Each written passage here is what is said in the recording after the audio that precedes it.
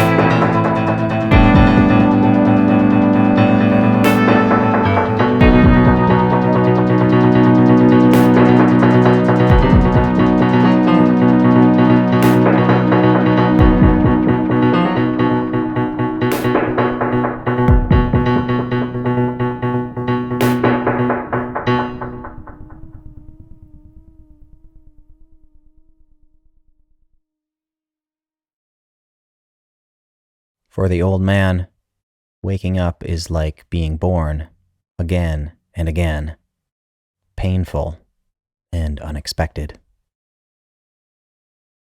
The burst of an alarm bellows from his subconscious, rippling waves of muddy panic through the many systems that are coordinating to keep him alive. His diaphragm, taut with anticipation, dives into his gut. His mouth opens to suck an oozy breath into the rumpled sacs of his lungs.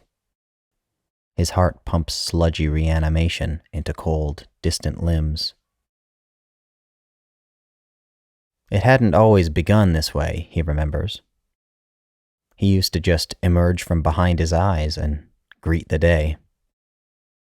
It hadn't always been like this, coming to, startled, clinging exhaustedly to this life that he'd never asked for. But lately, every fitful morning, and many afternoons, and the occasional disoriented evening, he reenacts the vortex of his birth. Awakening is always unexpected. It is always painful. Bobbing like a raft against the bleeding exclamations of his heart, it will take him minutes to catch his breath. Why is it so startling? Because he'll never be used to this place without her.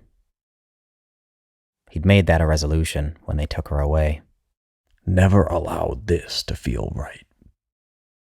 He pulls the left side of his body away from the cold absence in the bed beside him. To escape the solitude, he reaches for his phone on his bedside table.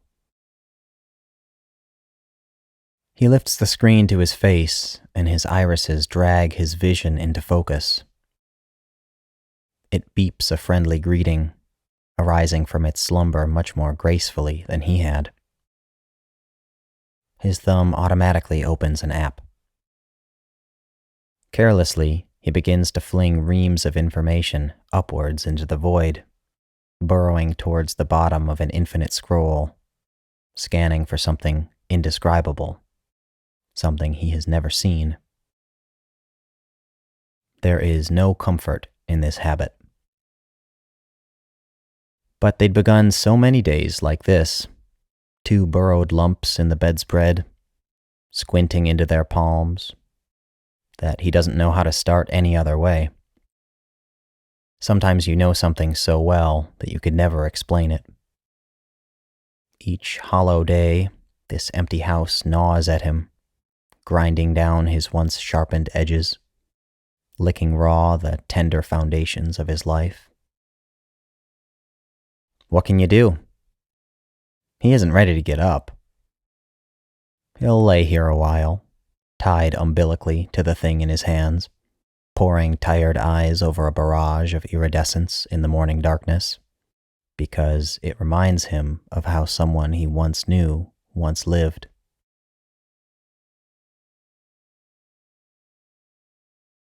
The young man's body and mind wake up perfectly in sync, and he feels fine, having no alternatives to consider.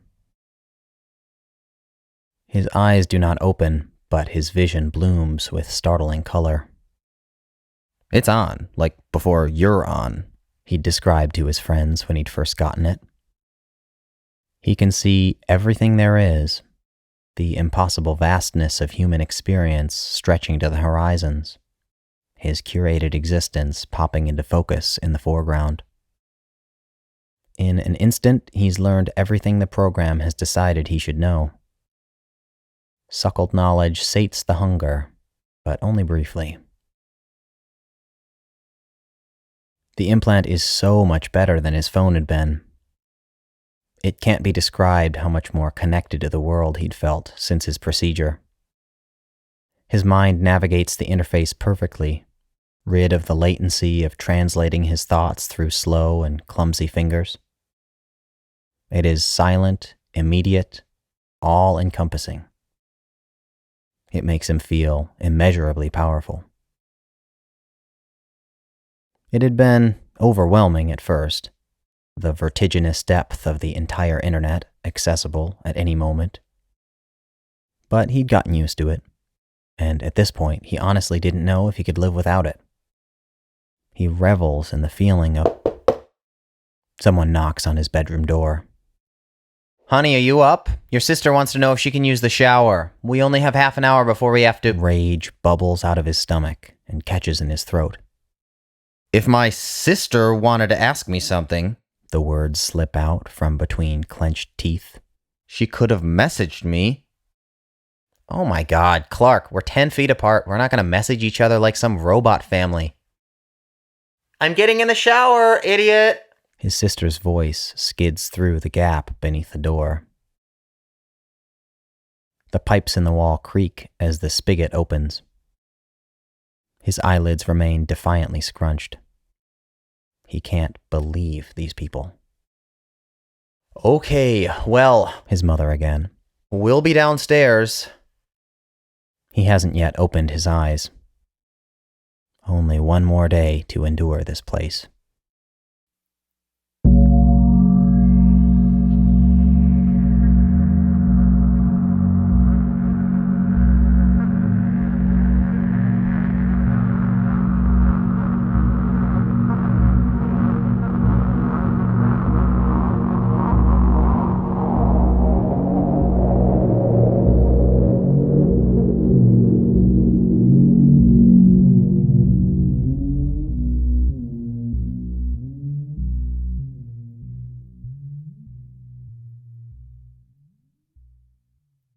"Fine. God damn it, I'll get out of bed." The old man's quavering legs swing outwards into the cold air, searching for carpet. His ankles lack fortitude. His knees are irresolute. His hips quibble and vex.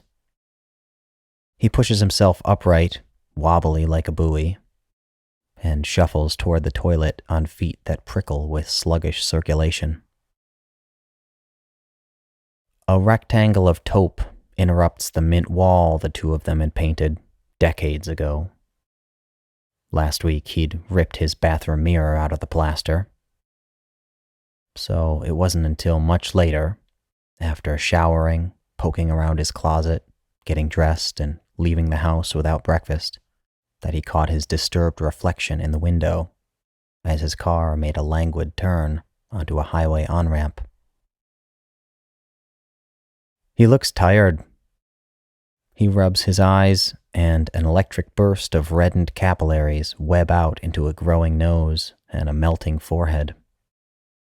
Is it just as bad as ever, or am I getting worse? The car creeps towards its commanded destination with tediously mechanical precision. Never exceeding the speed limit, coming to a complete halt at all stop signs, a pilotless journey can feel unrelentingly slow if you choose to watch it. Of course, the old man, avoiding the sight of himself in the glass, keeps his head bowed towards the thin glow in the grasp of his lap. And before he realizes it, the car pings its reminder that they've arrived.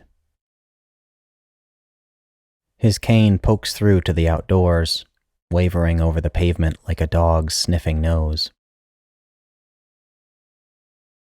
Outside, the fresh air is crisp with vitality. Maybe that was part of the treatment, why they made him schlep all the way out here to the university once a week, instead of installing their machinery in some vacant strip mall in town. He was out here to be reminded of how he used to feel, of how he should begin to feel if this therapy wasn't a total crock of shit, which remained to be seen. The building in front of him glitters with expectation in the morning sunlight. He lurches forward on an aching hip, and his shoe sinks into the thick, spongy lawn. The students don't look up from their scurrying around, unaware of his intrusion into their Eden. He imagines them noticing, imagining him, annoyed to be shown something new to have to decide to ignore this morning. He would have been no different at their age, he hopes, nostalgically. Flung through the pipeline of their idyllic experience, hurtling with the momentum of youth, through each day quicker than the last. All of these kids, brushing against one another in the tantalizing swirl, their souls verdant and eager, their skin taut, eyes wide, sensing already how soon this will all be over. Is this the promise of rejuvenation? To rejoin all of these kids? To recapture your lost attitude of carelessness? To unfurl yourself once again into a future you'd forgotten? He can't know how he would react to all of the extra time he was being promised, but that isn't why he keeps coming back. Just the thought of the young nurse quickens his pulse as he limps, three-legged on his cane, down the sidewalk.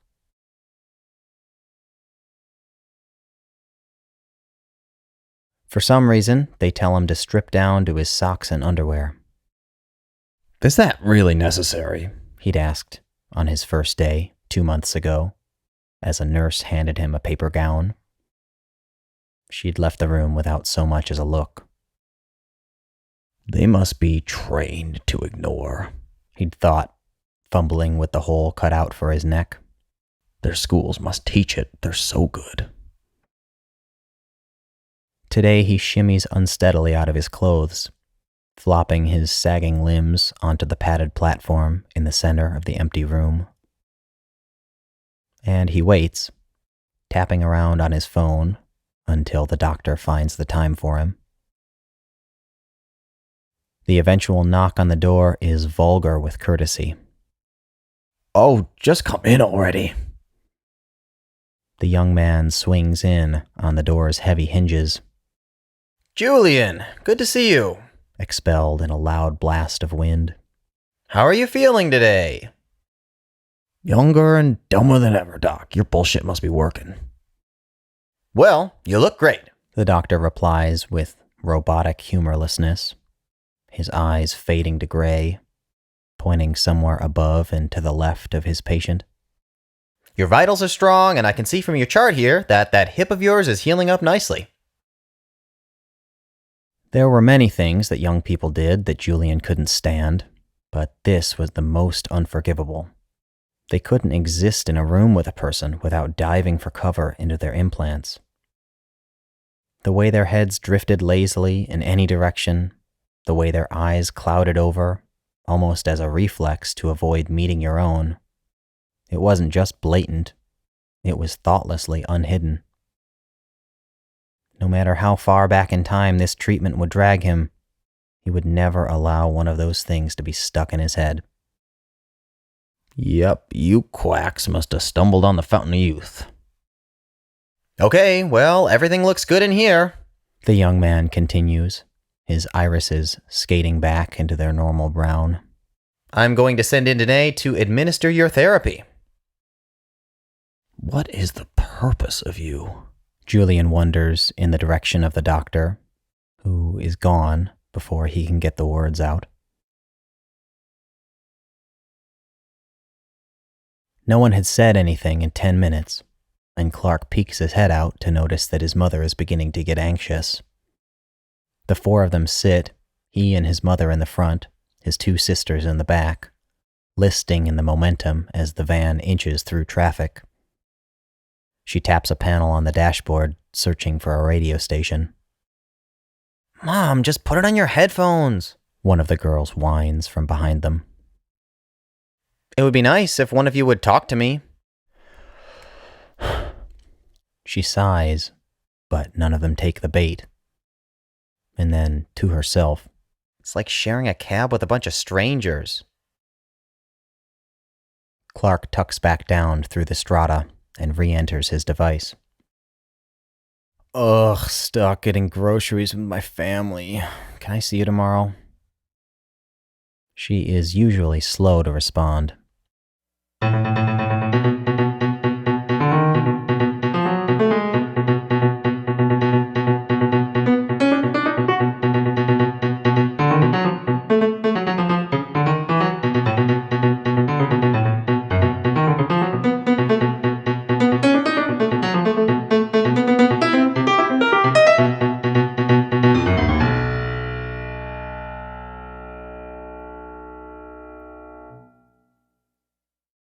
Denea will rush in a while later. Visions of her unflattenable smile have been careening through his mind, stretching the pauses between his weekly visits into observances of fasting. The undertow of guilt soaks him as he recalls his wife, pinned to her bed in a nursing home miles away, while he sits here, twittering with anticipation for the door's handle to turn. Finally it does.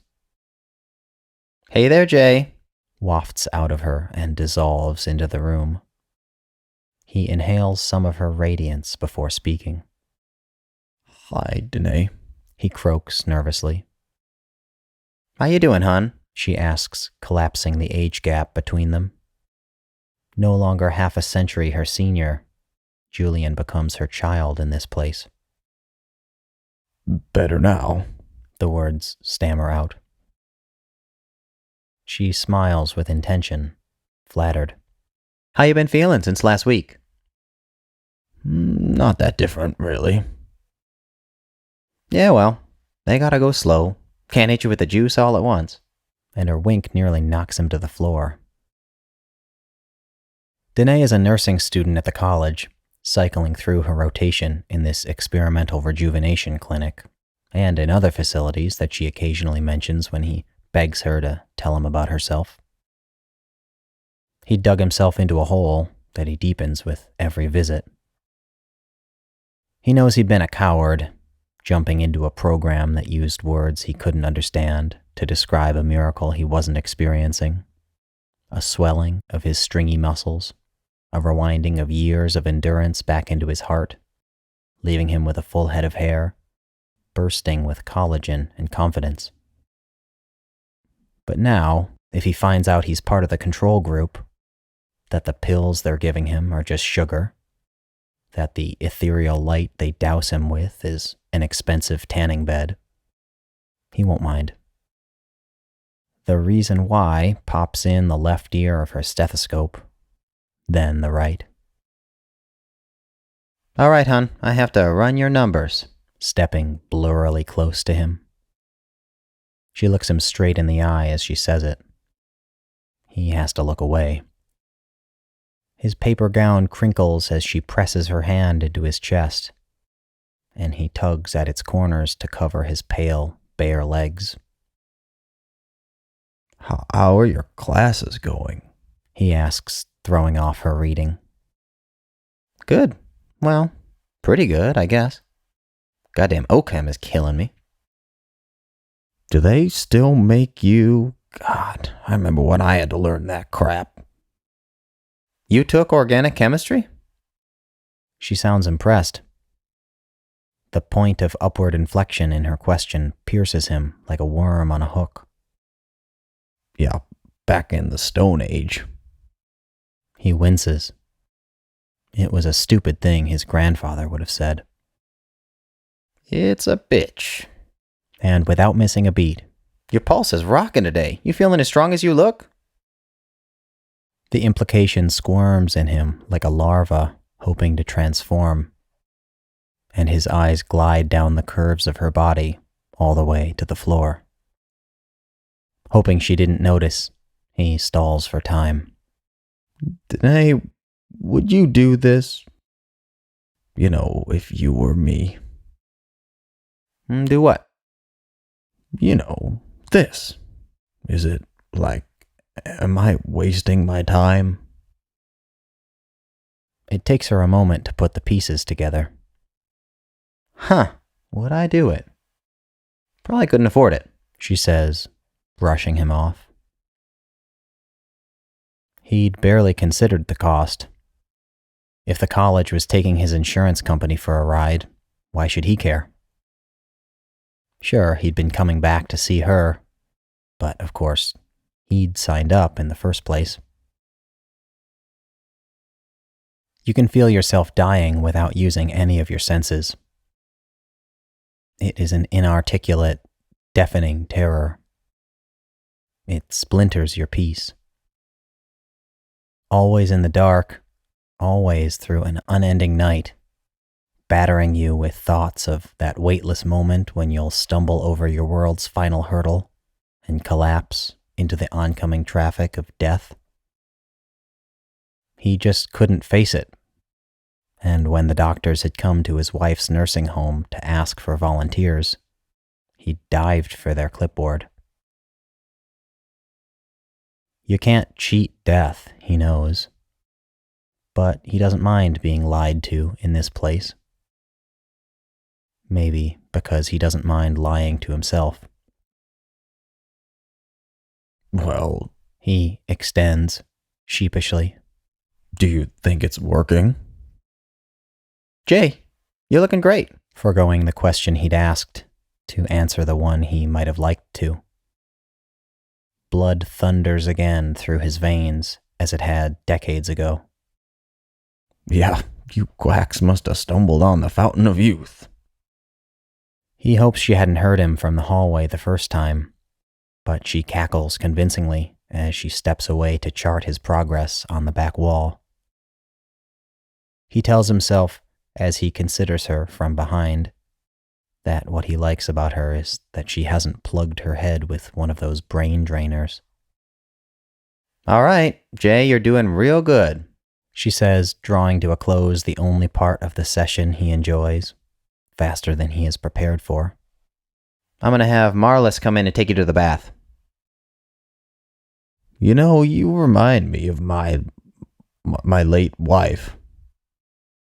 It springs out of him and takes them both by surprise. Eyes widened, it takes Denea a moment to respond. Oh yeah? And how's that? Well, it's hard to place. With no idea where to go from here. Why, was she black? Because she can't believe what is happening. It was just a poke, but it knocks the wind out of him. No, well. I know she wasn't, Jay. I'm just messing with you. And she turns for the door. No, I mean, you're just a really good nurse. Oh, that's sweet. She was a nurse? From over her shoulder. Yeah. He squeezes out the final lie to put an end to this. Okay, see you next week.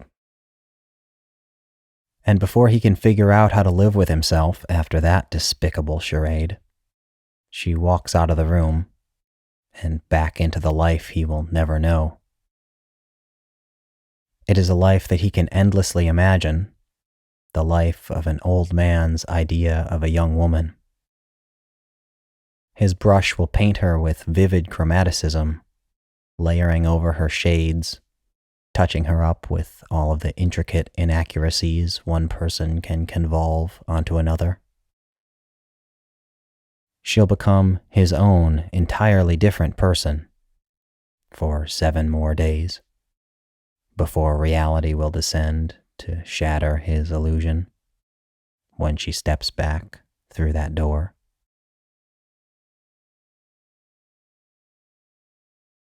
Denea walked out, trying to decide if she should be incensed. She'd played it off pretty well, she guessed. She had been honing an angle on him for weeks now, in the beginning cheerful and indifferent as she was with all her new patients, but over time, unwrapping the person he truly was. Julian's wife had dropped onto her caseload 2 weeks ago, at the nursing home where Denea interned. The coincidence had first gone unnoticed, but she'd pulled the woman's file and read their names, Julian and Claire Osnos. She hadn't said anything to Julian, wary of the HIPAA violation, and now she was glad she'd kept quiet. But should she actually care? Was it her obligation to show disgust on behalf of her entire gender when one more old man lets slip a grotesque lie to a young woman he finds attractive? Should she admonish every gaze that lingered unwanted on the exotic beauty of her dark skin? This world is a fucked up place, her dad liked to repeat for as long as she could remember. Language, Darnell, her mother would scold, despite herself having many more examples to contribute than even he had.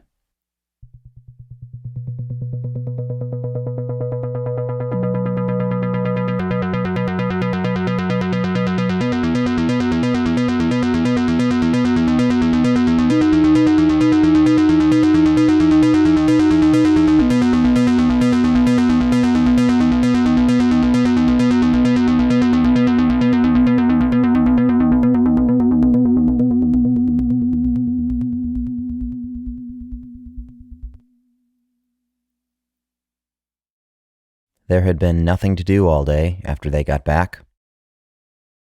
If going shopping was the highlight of my Saturday, Clark says to himself, locked away in his room, lying on his bed, swiping through tiles, deciding what to watch. He'd have just texted the list of stuff he wanted from the store, but his mom would have had a conniption.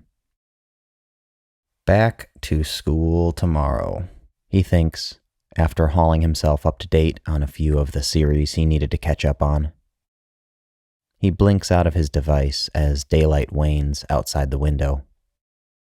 Another holiday break squandered. He can't pull himself out of bed. Pinned beneath the asphyxiating weight of the ceaselessness of time, he'd lain here all afternoon. A recline in shackles. He texts his mom preemptively to say that he won't be down for dinner. She knocks on his door a few minutes later, concerned. "I'm not hungry," he calls out, failing to sound nonchalant. He listens to her slippered feet padding back down the groaning stairs. It's strange how his fear approaches in darkness. Strange how he can both abhor and cling to this house. He never feels this conflict in the daytime, but it bristles in him, reawakening as the sky outside deflates from boundless blue to shriveled violet. It was here where he'd grown into and grown out of his childhood. Here where he'd branded himself an adult when he'd left, back in the fall. It had worked for a few weeks. He'd been able to deceive himself through the swirl of the beginning of his first semester, when everything was new, when he was still floating and not yet tumbling. But the artifice had collapsed in October when he'd come home for his first long weekend. It had been painfully difficult to go back, and then came Thanksgiving and Christmas, and the schism in him grew, and now it was January, and here in this room, the little boy in him howls with unconsolable abandon. The long trek out of childhood is made in many quivering tiptoes. Indistinguishable in the moment, a path emerges only in hindsight. At some point, his dad comes up the stairs to say goodnight. "I'm not sure if I'll see you tomorrow, bud," he says, hesitating in the door frame. His weight swings inward as he clutches the knob, but his feet never cross the threshold. "I have to work." "Oh, his son says, and he gets out of bed. well," and he extends his arms for a hug, patting his father twice on the back with masculine restraint.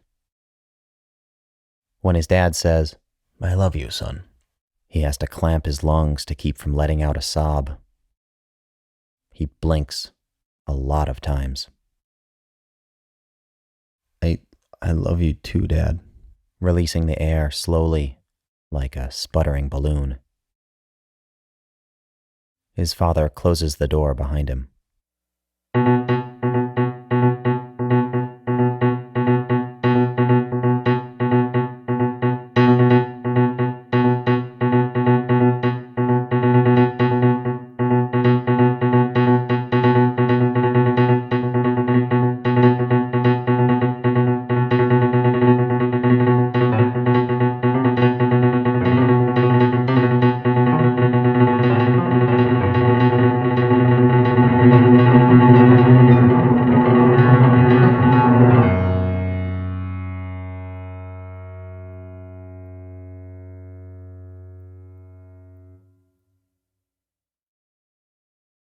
Julian senses himself alive, suddenly, in his living room. He must have fallen asleep on the couch. The television had turned itself off. He shivers in the dark. His familiar, dreadful world. It's become his ritual to wonder why he is so terrified to leave it. He'd never asked to be here. No one ever asks to be anywhere, of course, but still, the alternative of nothing to everything petrifies him. His fear of death has many fibers, but no fabric, and his search to understand it has been long and unsatisfying. One of many horrors is sleep's proximity to death, the lilting surrender into the unknown, where dying begins like a tickle on the toes, curious and intimate as it engulfs you. Another is waking up, the eternity of those few seconds of hazy recognition when you don't know if you're alive or if you've emerged into a new place that none of your dozens of years could have prepared you for. A third, more dreadful still, perhaps death is simply never waking up. With indifference, it negates your intuition that actions have consequences, that the many years you can recall, and many you cannot, have made a difference. Death cannot laugh at the foolishness of your ego. It has no mouth. It has no face. He can't stand to keep thinking about this over and over. But then suddenly, mercifully, his phone rings.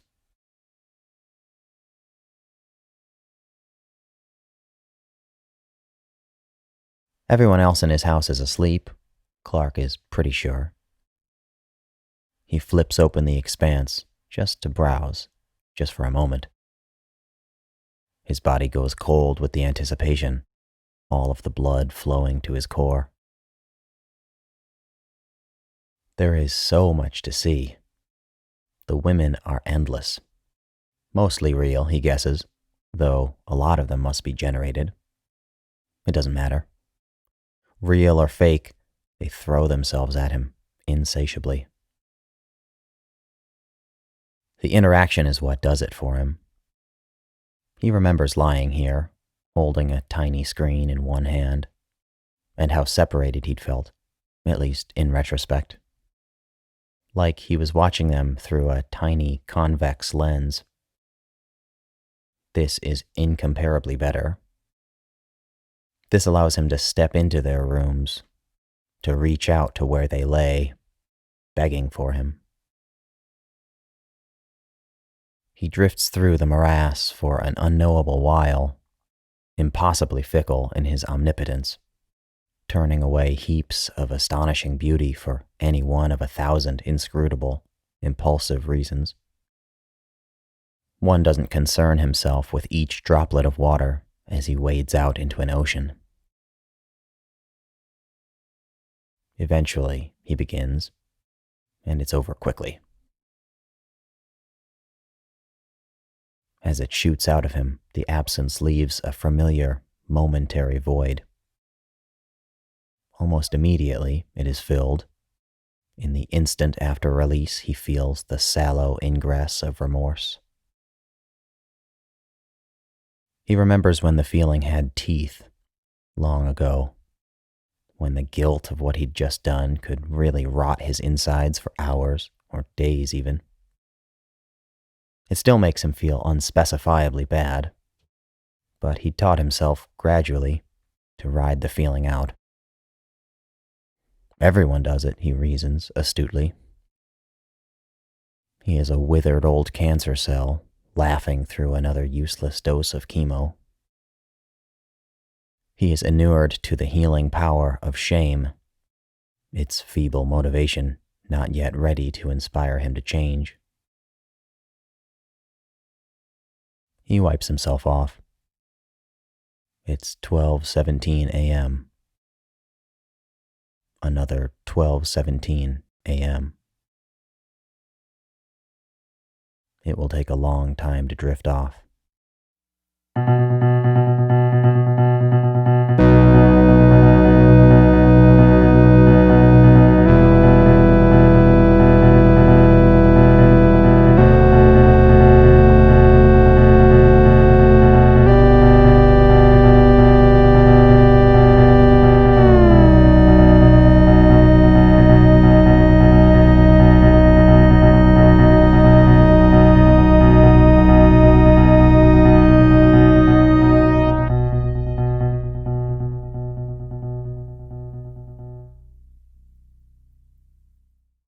Clark steps in front of the young woman and slides out one leg of her chair with the toe of his left sandal.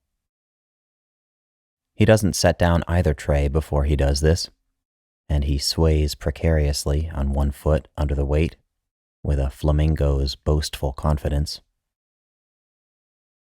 He'd insisted on carrying hers for her. She hadn't known what to do with her hands as she'd followed him through the bustle towards a table in the back of the dining hall. Who says chivalry is dead? Clark blurts as he sets down her tray with only a minor splatter of tomato soup over the rim of her bowl.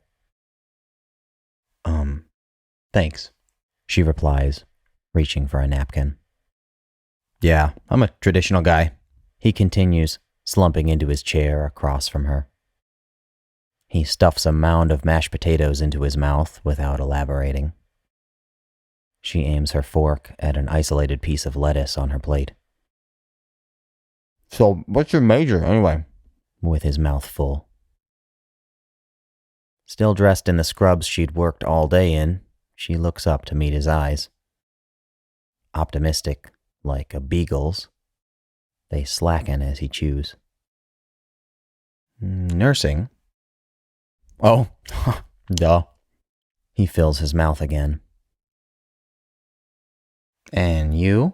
She flings into the widening pause after a few seconds. TBD. He takes a long swig of soda. So what's that like? She narrows her focus on him. Nursing, he continues naturally. Like, is it hard? She has to think for a moment. Yeah. She takes her first bite. I mean, I just asked because my mom's a nurse. She loves it. I think it's pretty cool that you're majoring in something you're passionate about. She's still chewing, so he plows ahead. I'm undeclared because, I have the rest of my life to try to figure out what I want to be. So why not enjoy the party? Sure. Which she tries not to punctuate with a question mark. Do you like it? Taking an enormous bite out of a rotisserie chicken leg. Nursing. She decides to cut to the chase, to give him the chance to recover from his sinking and swim. So I had this patient yesterday, this old man. I actually know his wife from my other job. She thinks she sees his eyes skirt into gray, but she isn't sure. And then he's back, so she keeps on going. He's fine, just in for a checkup or whatever. But his wife is real sick. She's in a nursing home, so he's probably lonely. I get it. But he was checking me out the whole time. Really skeezy. She pauses to make sure he's still listening, and it appears that he is. And then he tells me that I remind him of his late wife. She can hear the gnashing of his teeth above the din of the room. Can you believe that? She prods him.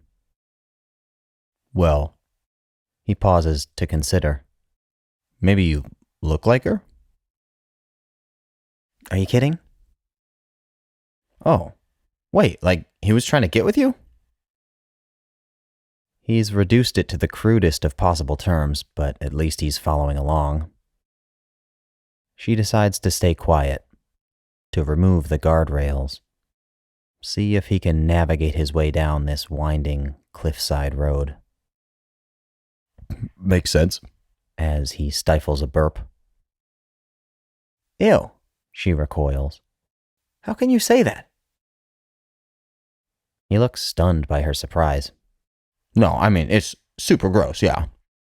But, The unfinished thought tumbles out of him onto the table, where it writhes in front of her. What do you mean? No, he shouldn't be, tell him to fuck off, for sure. Do you want coffee? Somehow he'd managed to eat an entire plate of food since they'd sat down. She looks down at her salad, which she's barely touched. She shakes her head, astounded, and he gets up and walks away. This is not at all how she'd imagined things would go. They'd had one class together last semester, and he'd recognized her at one of the rare parties she'd agreed to go to with some friends just before winter break. He'd been very drunk, and she a bit too, and he'd tried to kiss her in a basement, and for some reason she'd given him her number. He plops sideways back into his chair, with 2 steaming mugs in his hands. I got you one. Wasn't sure. I like mine, He stammers, but recovers. Do you want cream? Black, she pronounces, slowly. He shrugs, sliding one over to her and taking a sip that must be scalding. So, tell me about yourself. The only thing I know about you is you're so beautiful, I barely passed psych. Seriously, got a D. And he unfurls for her a smile meant to knock loose the clasp of a bra. She can't stand this anymore. What's so beautiful about me? Huh? Lost in the fog of the implication. What do you find beautiful about me? He stares into the fire behind her eyes, feeling the world beneath his feet crumble and fall away. He takes an ill-advised stab at it. Your face? What is it specifically about my face? He wisely says nothing. She doesn't need this. She has a long ride home, a ton of studying to do, class in the morning, a million other things she'd rather do than sit here and lecture this white boy. Nursing isn't my passion, okay? It's my major. It's my job. No, I know. Backtracking. And it's really hard. I get it. You don't get it, though. You don't. She won't let herself be interrupted again. I gotta go. I gotta get home to study. This might be a party for you, but nobody's paying for me to be here but me. No, it's not like... Look, you seem nice, Clark, sliding out her own chair with the backs of her knees. But this was never going to work out. I don't want to be some phase you went through in college. I'm sorry. She tacks the apology on at the end for his sake, but she doesn't mean it. She picks up her tray and carries it back through the drift of students eating and screaming at each other and having the time of their lives.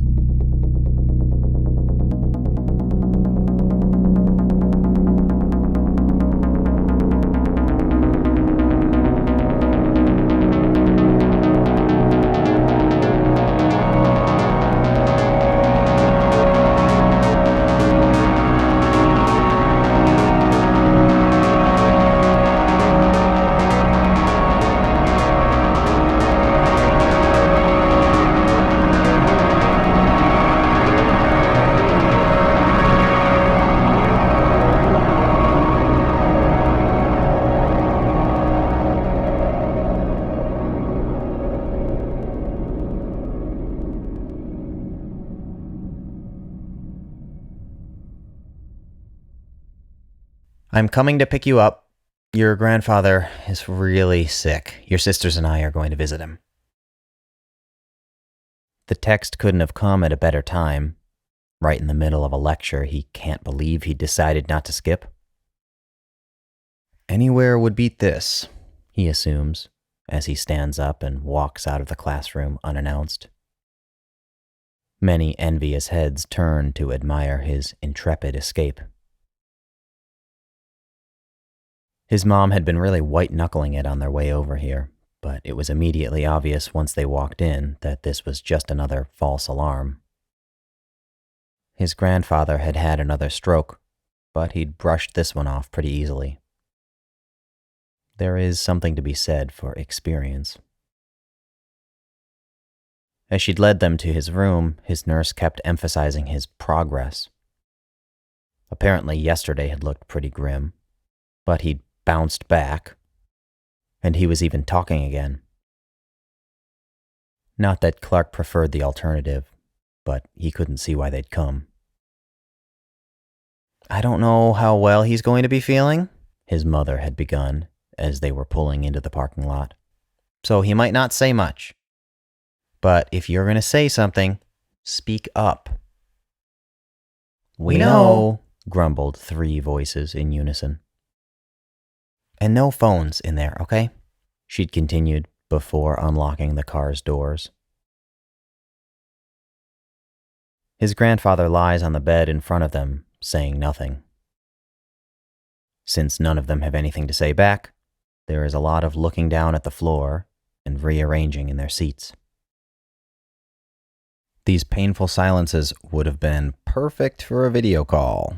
Clark chooses not to say to his mother, who might finally take a swing at him after a lifetime of empty threats.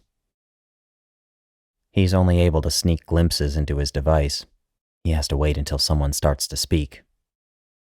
He can't just close his eyes, it would be too obvious. And he can't let his sisters catch his pupils clouded over, or they'd scream. "Have you been reading any, Dad?" his mom yells, floundering. Huh? Oh, no, not really. I get too tired. And he smiles sheepishly at her. His grandfather had been such an interesting person, Clark recalls, as the room absorbs another empty, agreeable response.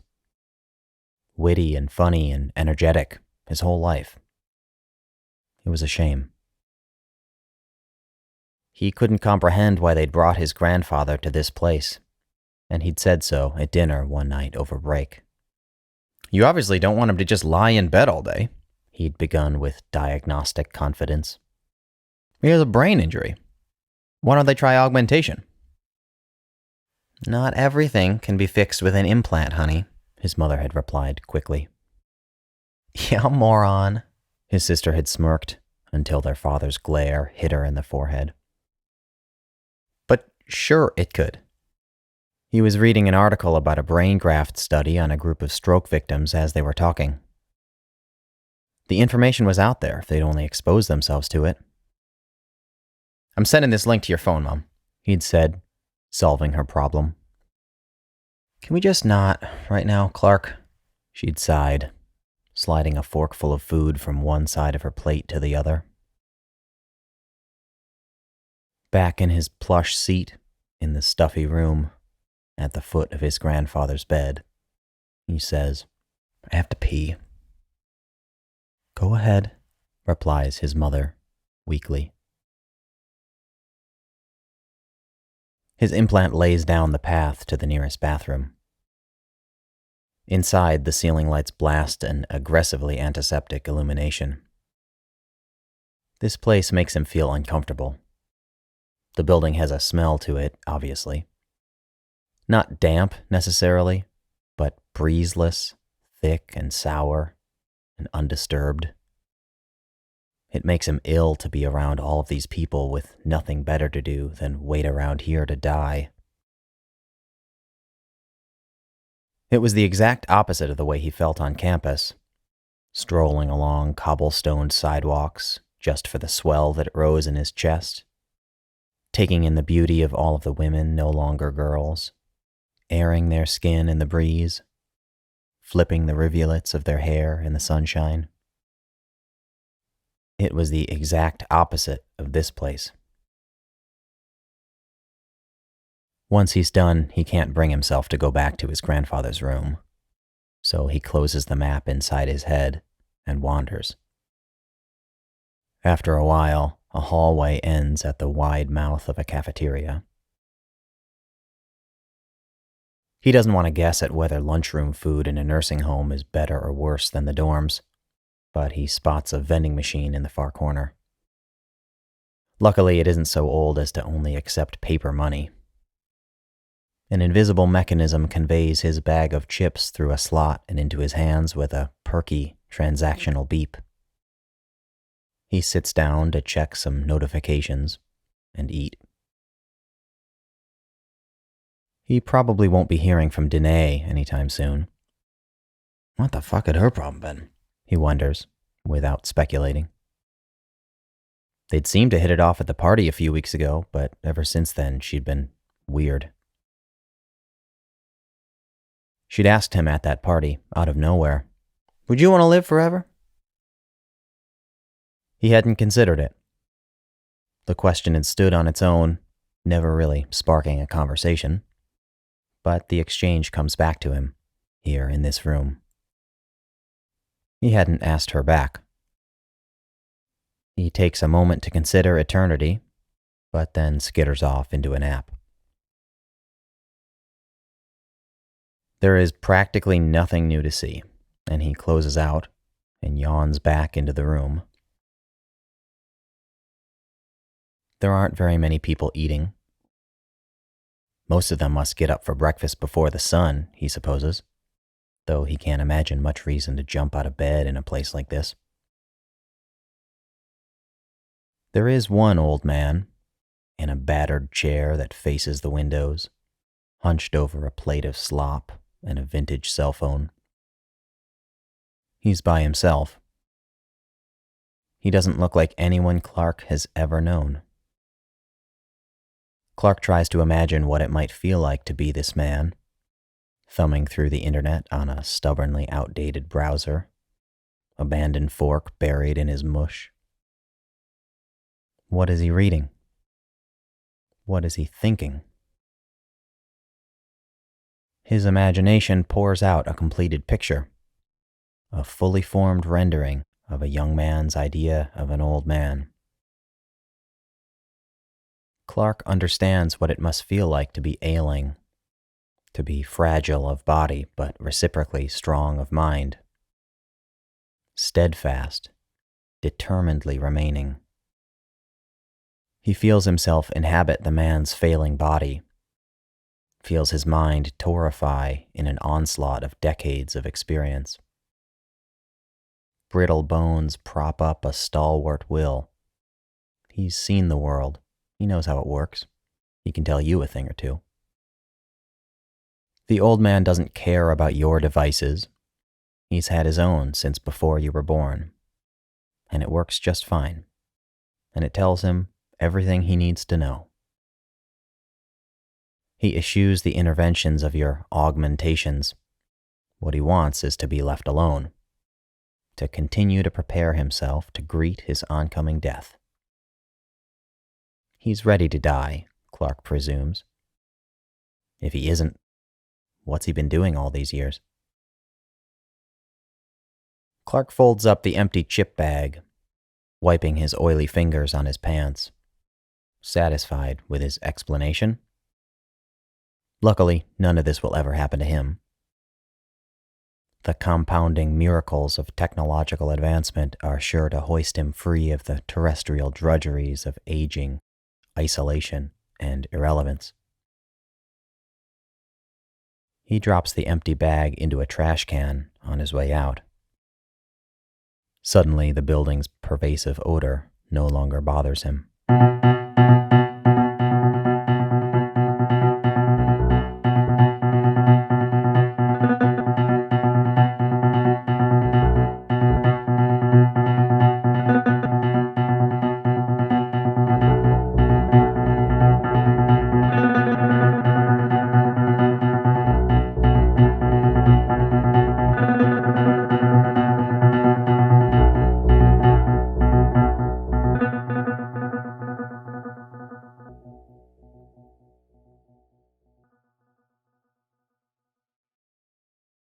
In the glare of the window that faces the cold, empty lawn, Julian's wilted reflection remains absolutely still.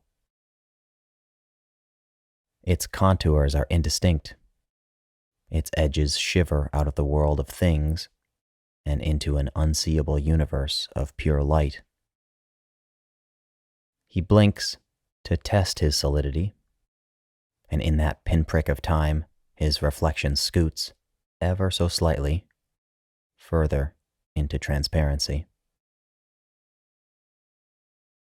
He'd ordered some food, but he won't eat it. He'd brought his phone, but he can't touch it. He'd sat down to rest, but he can't stand it. There is this kid across the way, conked out on his implant, with chips splattered all over the table in front of him, like a baby in a high chair. Julian wonders why he's here. He doesn't look like anyone Julian has ever known. He keeps looking over this way, but he's flickering in and out, as if his network has finally become just as boring as the room around him. He was probably dragged here to visit some decomposing relative. Probably got fidgety after 5 minutes, then bolted.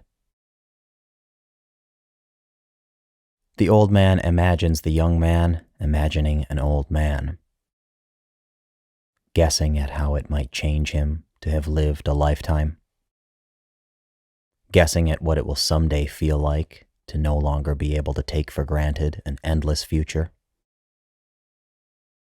He imagines the boy's myopic struggle to pull death into focus, still so far off in the distance, and his young, weak attempt to contend with it every evening and every night. To be awoken in the breeze as the angel of death swoops on silent owl's wings to strip you of your better half. Julian wants to stick with this kid, to melt into the geriatric slurp of this place and fuse like a reminder to the soles of his feet as he runs out of here. There will be no point in continuing with the therapy.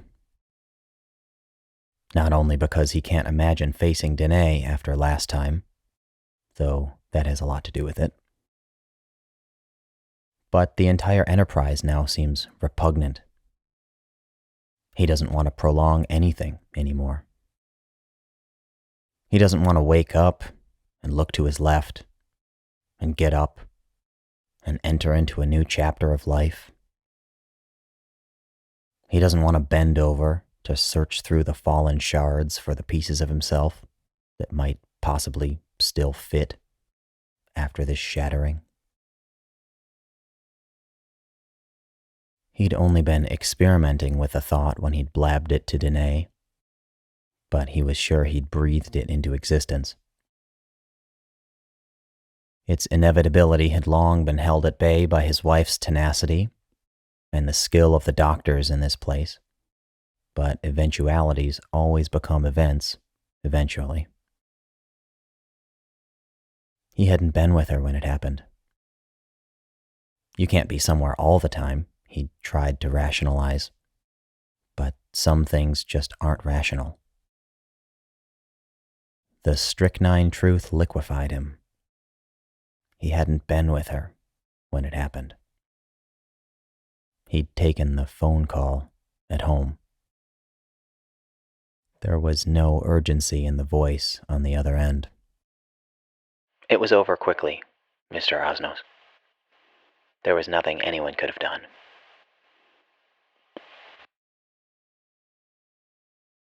Sometimes you know something so well that you could never explain it. You've seen it coming for so long, but now that you're looking at it, what you see surprises you.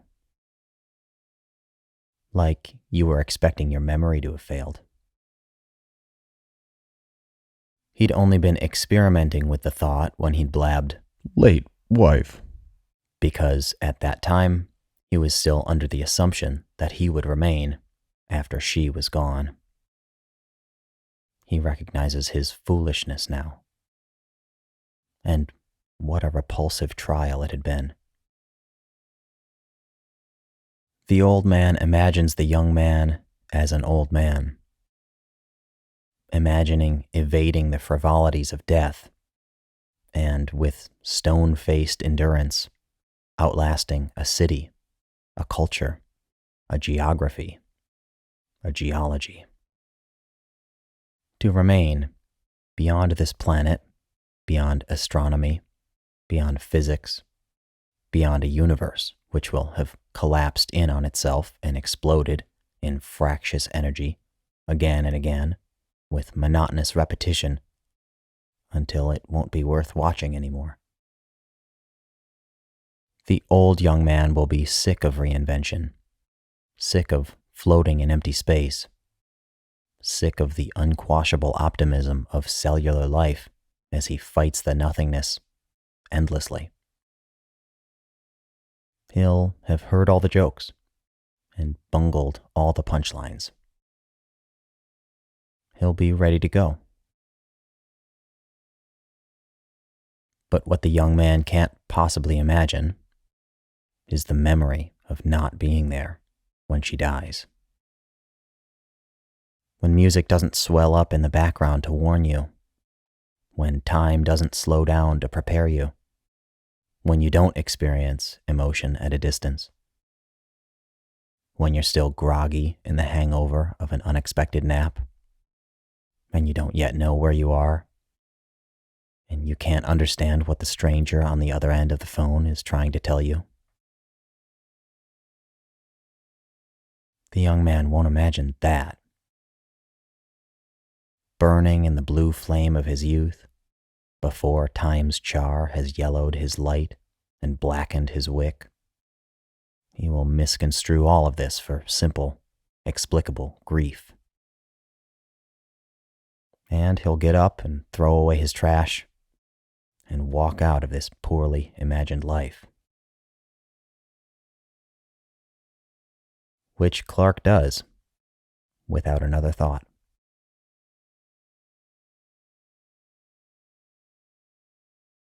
Denea walked quickly down the hallway. She wasn't supposed to be here today.